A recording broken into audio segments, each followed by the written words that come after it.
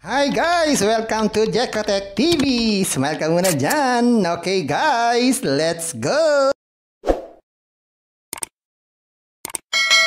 Hello guys! Welcome back again to my channel! Ito guys, nagbabalik tayo dito sa Eco Mamoni para tayo ay tumugon sa mga katanungan at sa mga nagme-message sa atin ng mga kaibigan tungkol dito sa Eco Mamoni. Tinatanong nila kung papaano sumali dito. Ang iba naman ay nagtatanong din kung paying pa rin itong Eco Mamoni as of August 9, 2024. So dahil dalawang katanungan po yan, sabay na natin sasagutin dito sa ating video na to. So susubok tayo mag-withdraw at ganun din, tuturo natin paano mag-join o para umikot itong Eco Mamoni. Pero bago yan, baka naman di ko pa kayo friends sa YouTube. Please click the subscribe button and also the bell button para naman ma-notify ko kayo kung meron akong bagong video. And also share and like sa mga mahilig sa Eco, sa Mamoni at gustong-gusto ng online at sa mga nandyan na gusto magsuri. Pwede rin mag-register, magsuri. Maganda nga yan, marami nagsusuri sa sari-saring application na lumalabas sa ating internet world. Again, dito commercial, hindi rin to promotion, hindi rin to advertisement. Sadya lamang sinusuri natin ang sari-saring application, platform, games na lumalabas minu-minuto sa ating internet world. Kaya, let's go na! So, bago ko ituro sa inyo kung paano umiikot itong Eco Mamoni o itong application na ito, ipapakita ko muna sa inyo ang aking account dito sa Eco Mamoni. So ngayon meron akong balancing 260.40 na pwedeng withdrawin. Kayo po dyan, bago kayo mag-withdraw, be sure na pwede nyo pong itali ang inyong withdrawal account. Kung hindi kayo sanay sa Tagalog, pwede nyo naman i-convert yan dito sa bandang taas. Gawin nyo lang English. Yan, magiging English na yan. Yan, pwede nyo itay ang withdrawal account. Click na lang po ito bago tayo mag-withdraw. Yan, pwede tayong maglagay ng GCash or kaya po ay PayMaya. Ako po madalas ginagamit ay GCash dahil mas komportable ako sa GCash. So, nandyan na po yung aking GCash. So, susubukan natin mag-withdraw. So, click natin itong withdraw. So, ayan po. So, sabi dito, withdrawal, no handling fee for this withdrawal. Walang handling fee ngayon. So, ito po yung ating available, pero basahin muna natin yung rules ng withdrawal. Sabi dito, ang withdrawal time daw ay you can withdraw money at any time. Sabi, due to the large number of withdrawal orders, the platform will process all withdrawal requests within 1 to 72 hours. So, minsan naman, di na maabot ng 72 hours. Minsan nga, minutes lang. Pero pag tayo po hindi pinalad, talagang minsan umaabot ng 72 hours. Ang lowest na withdrawal nga ay 60. So, itong pinakamaganda dito, 60 pesos lang, ay pwede na tayong mag-withdraw. Kaya lang, meron deduction na 13% every time na tayo po ay mag-withdraw. At sabi dito, if you do not withdraw money within 30 consecutive days, you will be given the right to withdraw money without handling fee once. So, yan po yung kanilang rules. Kapag kayo po ay monthly mag-withdraw, so wala po pinabawas na 13%.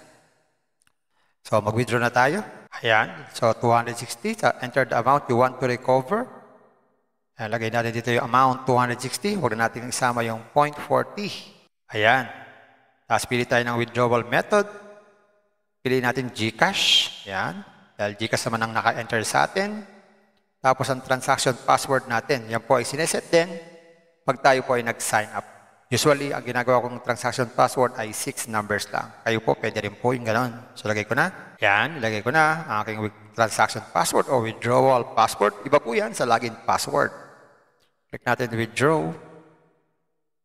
Yan, success. So, check natin sa ating withdrawal record. Yan, yung ating dashboard, naging 0.40 na lang po. So, check natin yung ating financial record. Ito po yung ating latest withdrawal. Yan, 260, August 9, 2024, 9:51 a.m. Sabi dyan, value of payout. So, aantayin natin yan. So, habang inaantay natin, tuturo ko na sa inyo kung paano dito kumikita dito sa application na to. At kayo po ang magdidesisyon kung kayo po ay mag-join dito sa Eco Mamoni. So punta na po tayo. Habang inaantay natin yung ating withdrawal, dumating sa ating GCash. Ayan po. So pag sa sign up, simple lang naman. Para gumawa ng account, maglagay lang po ng username dito. Tapos lagay po dito yung telephone number. Tapos yung CAPTCHA, ipapadala po sa ating cellphone number na ginamit. So dapat po legit po yung ating cellphone number. Tapos password. Tapos password ulit. O gawin na natin. Yan, pag ganyan pong kumpleto na, i-check lang po itong nabasa ko, ang sumasang-ayon or agree the terms and conditions. Check po natin itong mag-enroll ka na. Yan guys. So dito nga guys, after natin mag-sign up, magkakaroon tayo ng libreng 10 pesos. Pero yung 10 pesos dyan ay nagamit ko na dahil sa pag-video ko. So automatic, may 10 pesos po dyan. Tapos pwede po tayong pumunta dito sa tatlong guhit sa taas o upper right corner. Yan. Punta po tayo dito sa proyekto o project. So ito po yung kauna-unang investment dito. So ang halaga nito ay 0.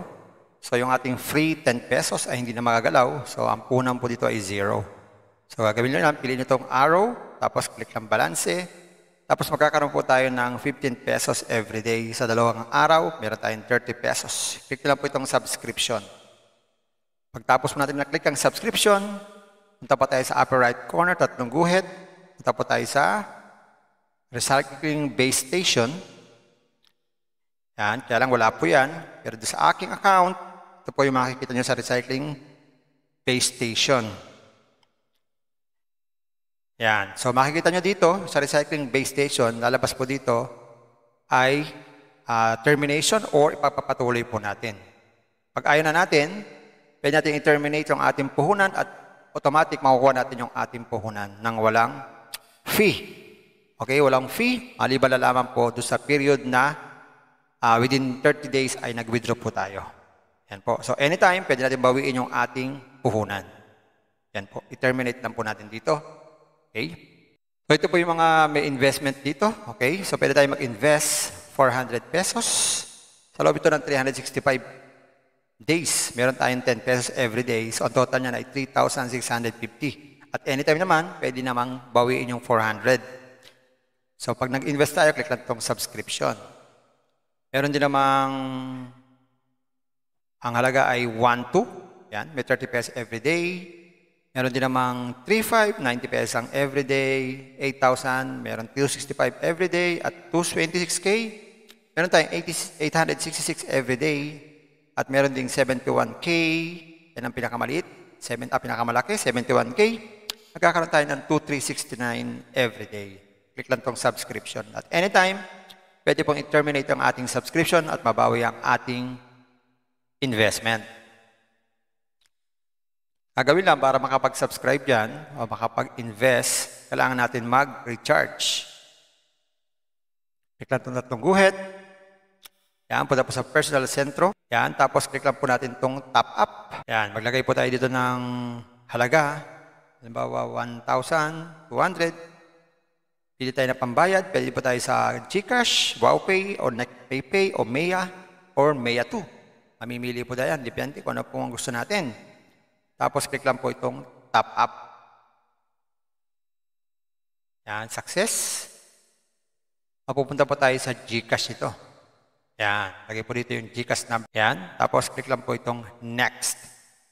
Tapos scan po itong QR code, mag-transfer ng fund. Yun, pag nakatransfer na, napunta na sa ating account, pwede na tayong mag-invest. At meron din kayo magbasa-basa dito sa mga project. Meron din silang sentro ng activity, mag-apply ng position. At service ng customer, pwede rin po tayo kumontak sa customer service in case na meron tayong problem. At wika, pwede tayo magbago-bago ng wika, English or Tagalog. Yan po. So, simple lang po itong application na to. Simpleng-simple.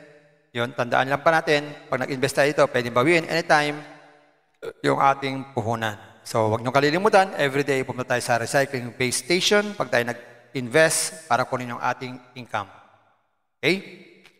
Dito po sa recycling, yan, lalabas dito yung get para makuha yung ating kinita everyday. Kailangan maklik nyo po dito or kaya i-terminate na lang po natin para makuha natin yung ating puhunan. Yan lang po.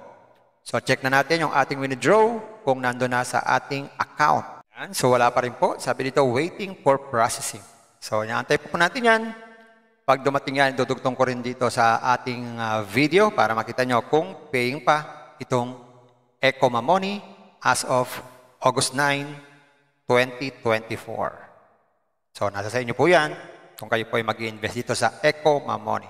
Ayan guys, dumating na yung ating withdraw na inaantay natin dito sa Eco Mamoni. So, papakita ko sa inyo yung ating na-receive sa ating GCash at ganun din yung transaction history at ganun din po yung inbox. So, balik muna tayo sa ating account dito sa Eco Mamoni. Ayan, ito po yung ating account dito sa Eco Mamoni. So, punta tayo sa withdrawal record. Dito tayo sa kasaysayan sa pag-withdraw o ng pag-withdraw. So, ito po yung ating withdraw noong August 9, 2024. Ang oras po ay 9:51 ng umaga. Ang withdraw po natin ay 260 pesos. Ang sabi po dito, matagumpay ang pag-withdraw. So, inantay po natin yan.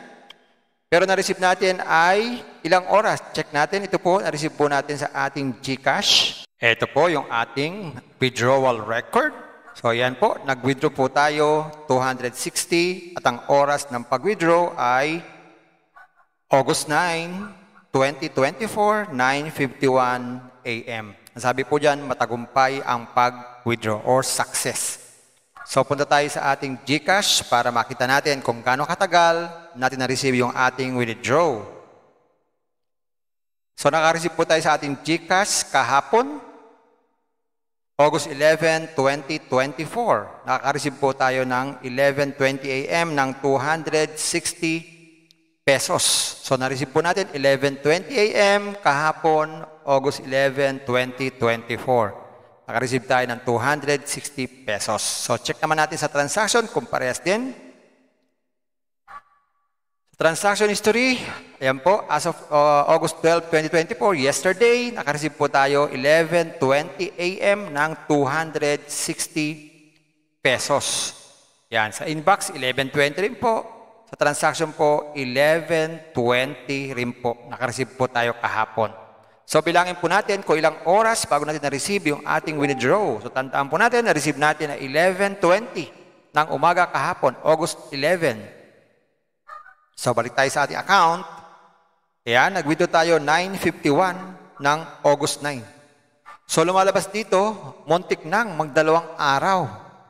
Na-receive natin na 11:20 kahapon. 11:20 kahapon natin na-receive. So, lumalabas dito ay kulang ng 2 araw. Mga 1 oras yan. 1 oras bago mag-2 araw, na-receive natin yung ating withdraw. So, medyo matagal, no? Medyo matagal bago natin na-receive. Pero sabi naman nila sa pag-withdraw ay ang maximum na time na pag-iintay ay 72 hours. So, hindi naman siya umabot ng 48 hours. Bali lumalabas dyan ay 46 hours lang. Okay? 46 hours. Na-receive natin yung ating withdraw. Hindi umabot ng 72 hours. So, ang mahalaga, na-receive natin yung ating withdraw kahit medyo matagal. Okay? Pero ang waiting time, sabi nga, up to 3 days o 72 hours. So, paying pa pala. Paying pa po itong Eco Mamoni as of August 11, 2024 ng 11:20. Siya po ay paying na paying pa. So kung mayroon i-withdrawin, meron na kayong 60 pesos, pwede na kayong mag-withdraw. Withdrawin na po. Huwag na pong intayin nung lumaki. Withdraw po ng withdraw. Withdraw po ng withdraw. So ayan guys, nasagot na po ang ating 2 katanungan. Una, kung paano sumali o mag-join para makapagsuri dito sa Eco Mamoni na ituro na po natin. At ang pangalawa ay kung nakakapag-withdraw pa dito sa Eco Mamoni. Opo, nakita natin nakapag-withdraw po tayo at wala pang bawas. Pero guys, huwag naman gawing basihan. Hindi porket nakapag-withdraw tayo ay dali-dali naman kayong mag-i-invest. Huwag pong ganyan. Mag-isip-isip din po muna. Think twice, mag-search, magtanong-tanong bago mag-invest, and invest at your own risk. Invest what you can afford to lose. Yun lamang pong sobrang pera ang ating invest. Pag-iwan ng pangkabuhayan, pambiling bigas, pambiling ulam, tuition fee, at lalo-lalo na huwag po tayong mangungutang. At sa pampaalala, ganito mga application, minsan tumatagal, pero minsan sandaling-sandali lamang. Kagaya nitong Ecomamoni, matagal na nga siya. Pero hindi ibig sabihin, yan ay panghabang buhay o forever. Matatapos at matatapos din po ang application na to. Kaya maging maingat sa ating pag-i-invest. At kung wala kayong pang-invest, at kung wala kayong pang-invest, at kung wala kayong pang-invest, kung may free, sa free na lang muna tayo. Kung may free, sa free na lang muna tayo. At sa pampaalala, ang ganito mga application, minsan tumatagal, pero minsan sandaling-sandali lamang. Kaya maging maingat sa ating pag-invest. Paring paalala, sabi po sa 1 Timothy chapter 6 verse 10, for the love of money is a root of all kinds of evils, is true this craving that some have wandered away from the faith and pierced themselves with many pangs. Totoo po ito. Ang pera naman ay hindi masama. Yan ang ginagamit natin sa pang-araw-araw natin buhay, pambili ng bigas, ulam, sapatos at iba pa. Pero ang babala dito ay yung pag-ibig sa pera.